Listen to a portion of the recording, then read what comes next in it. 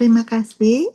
Selamat pagi, Bu Regina, Bapak-bapak, Ibu-ibu yang terkasih. Ah, hari ini saya ingin membagikan kisah nyata tentang kasih Allah melalui kerahimannya. Ini benar-benar kisah nyata ya. Tapi sepertinya saya nggak menemukan nama nama yang mengalaminya. Cuma ini adalah sungguh-sungguh kisah nyata dan saya akan bagikan pagi ini. Ayo kita dengar sama-sama. Seorang pastor yang relatif muda berada di rumah sakit, mengunjungi beberapa umat parokinya. Ia berjalan melintasi lorong dan bertemu seorang biarawati. Biarawati itu menghentikannya dan berkata, "Pastor, bisakah Anda masuk ke ruangan ini? Ada seseorang pria yang sedang dalam keadaan sekarat. Dia sudah di sini selama beberapa hari. Kami telah meminta para pastor untuk masuk, tetapi dia mengusir semua orang. Dia tidak mau berbicara tentang Yesus, walaupun ia sedang dalam keadaan sekarat. Bisakah Anda mengunjunginya?" Lalu pastor tersebut masuk ke dalam ruang pasien tersebut dan memperkenalkan dirinya kepada pasien tersebut. Pria itu meledak dan mulai mengumpat padanya. Dia sangat marah. "Saya tidak ingin berurusan dengan Anda. Keluar dari sini." Pastor itu berkata, "Baiklah." Lalu ia keluar dari kamar pasien tersebut ke aula. Ternyata biarawati tersebut masih berada di sana. Lalu ia berkata kembali kepada pastor, "Bisakah Anda masuk kembali?" Pastor itu menjawab, "Dia tidak menginginkan apapun yang bisa saya tawarkan." Lalu biarawati itu berkata, "Berikanlah dia kesempatan lagi." Pinta biarawati itu. Pastor itu dengan enggan masuk kembali ke ruangan pasien tersebut, lalu berbicara kepada pasien tersebut. "Saya tidak akan bertanya apakah Anda ingin mengaku dosa. Saya tidak akan bertanya apakah Anda ingin menerima komuni kudus. Tetapi, bolehkah saya duduk di sini di samping tempat tidurmu dan berdoa rosario kerahiman ilahi?"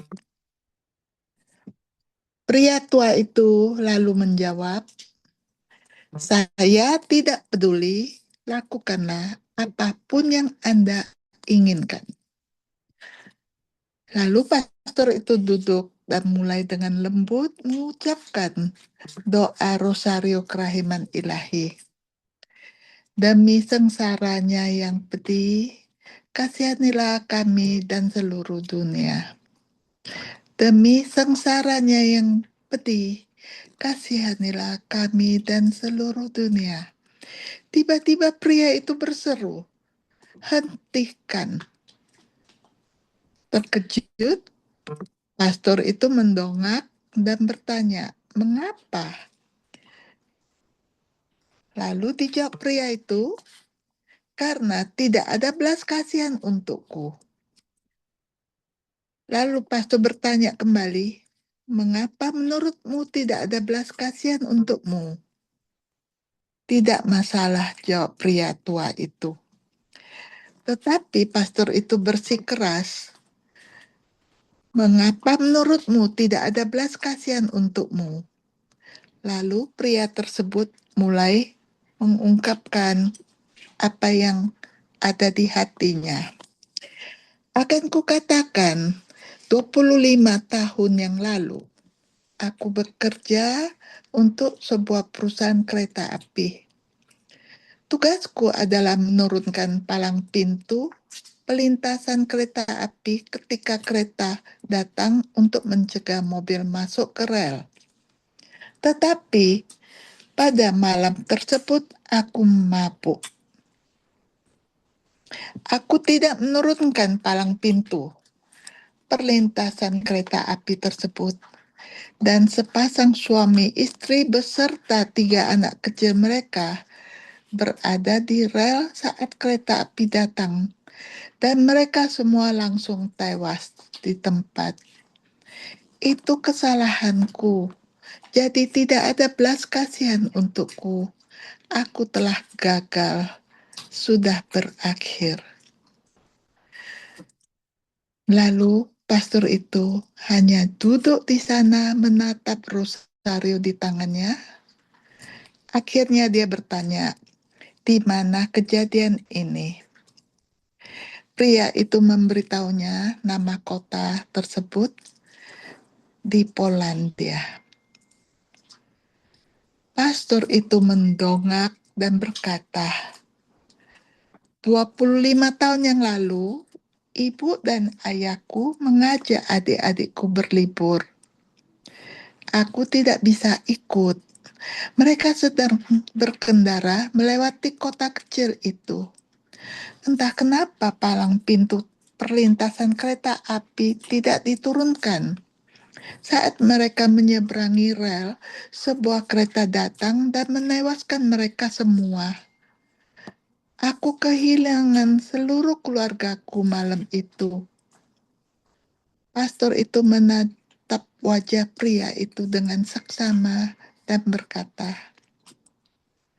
"Saudaraku, Tuhan mengampunimu.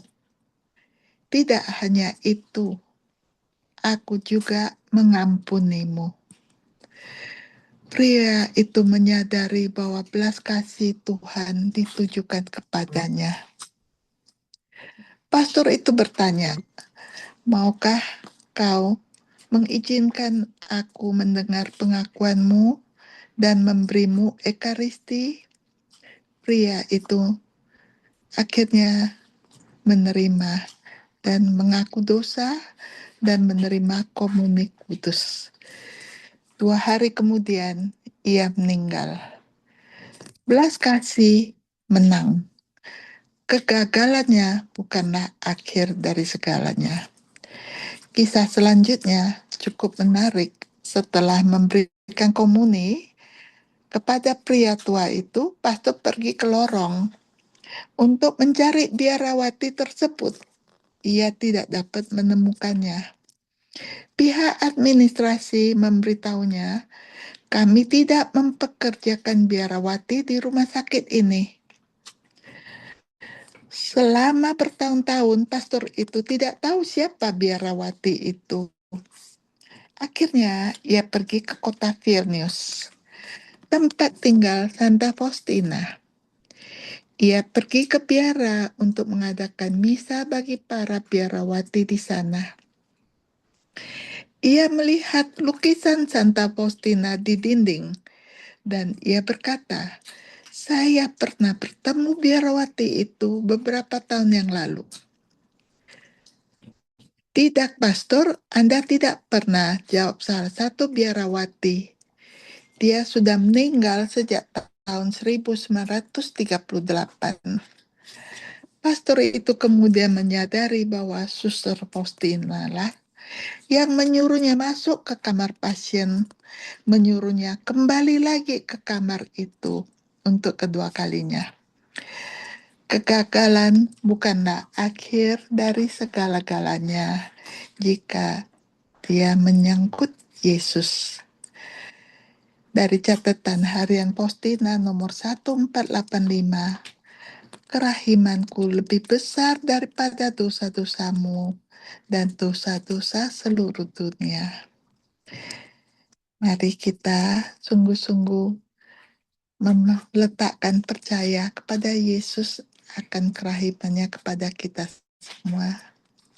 Kita tutup dengan satu doa kemuliaan kepada Bapa dan Putra dan Roh Kudus, seperti pada permulaan, sekarang, selalu, dan sepanjang segala abad.